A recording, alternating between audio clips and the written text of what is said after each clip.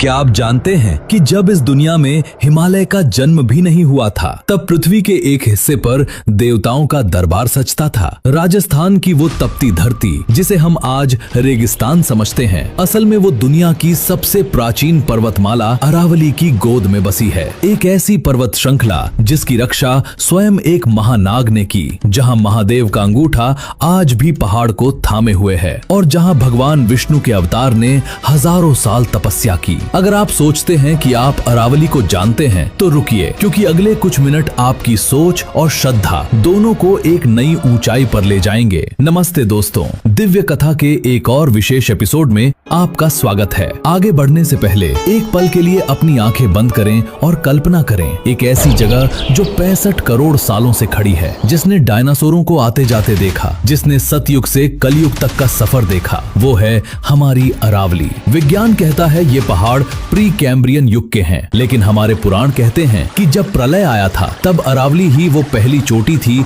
जो समुद्र के ऊपर दिखाई दी थी। इसे पृथ्वी की नाभि भी कहा जाता है। चलिए चलते हैं त्रेता युग में। माउंट आबू, जिसे आज हम एक हिल स्टेशन मानते हैं, उसका असली नाम था अर्बुदाचल। महर्षि वशिष्ठ यहाँ अपनी गौ माता नंदिनी के साथ तपस्या करते थे। एक शाम नंदिनी चढ़ते चढ़ते एक गहरी और अंधेरी खाई में गिर गई। वो खाई इतनी गहरी थी कि उसका अंत पाताल तक था। ऋषि वशिष्ठ व्याकुल हो उठे। उन्होंने शिव की आराधना की। तब भगवान शिव ने अर्बुदनाग को भेजा। अर्बुदनाग ने एक ऐसा त्याग किया जो आज के युग में अकल्पनीय है। उन्होंने उस पूरी खाई को अपने विशाल शरीर से भर दिया ताकि नंदिनी ऊपर आ सके। ऋषि वशिष्ठ ने प्रसन्न होकर वरदान दिया कि ये पर्वत आज से तुम्हारे नाम अर्बुदाचल से जाना जाएगा। सोचिए दोस्तों, एक नाग का ऐसा समर्पण, क्या आज हम प्रकृति के लिए इतना भी त्याग कर सकते हैं? कमेंट्स में अपनी राय जरूर दें। कहानी अब उस मोड़ पर है जहां हम साक्षात ईश्वर के पद चिन्हों को देखेंगे, लेकिन उससे पहले अगर आपको हमारे पूर्वजों का ये गौरवशाली इतिहास पसंद आ रहा है तो इस वीडियो को अभी लाइक करें। हमारे चैनल को सब्सक्राइब करना ना भूलें, क्योंकि ऐसी दिव्य कथाएं ही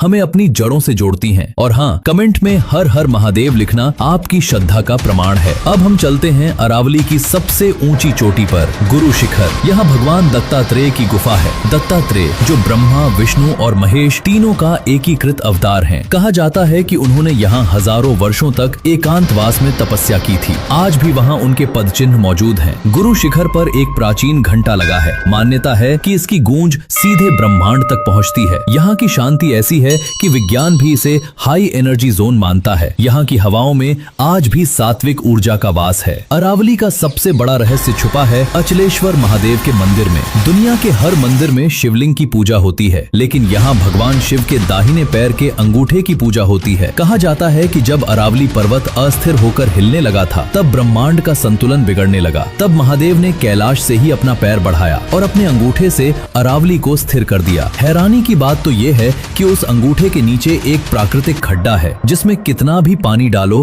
वो कभी भरता नहीं। वो पानी कहाँ जाता है, आज तक विज्ञान भी नहीं समझ पाया। क्या आप इसे चमत्कार मानेंगे या ईश्वरीय शक्ति? भक्तों, अरावली सिर्फ आस्था नहीं बल्कि अस्तित्व भी है। ये पहाड़ राजस्थान को मरुस्थल बनने से रोकते हैं। ये ऋषियों की तपोभूमि रही है, जहाँ महाराणा प्रताप जैसे वीरों ने शरण ली। यहाँ के हर पत्थर में त्याग, तपस्या और वीरता का इतिहास है। तो ये थी अरावली की वो दिव्य यात्रा जो हमें सिखाती है कि हमारी जड़ें कितनी गहरी हैं। ये पहाड़ हमें धैर्य, शक्ति और अटूट विश्वास की सीख देते हैं। अगली बार जब आप अरावली की इन वादियों से गुजरें तो श्रद्धा से अपना सिर जरूर झुकाइएगा, क्योंकि आप उस भूमि पर हैं जिसे देवताओं ने अपना घर चुना था। अगर आप चाहते हैं कि मैं राजस्थान के किसी और रहस्यमयी मंदिर पर वीडियो बनाऊं, तो उस मंदिर का नाम नीचे कमेंट करें। इस वीडियो को अपने परिवार के साथ शेयर करें ताकि हमारी आने वाली पीढ़ी भी अपनी संस्कृति को जान सके। मिलते हैं अगली दिव्य कथा में। तब तक के लिए जय श्री राम।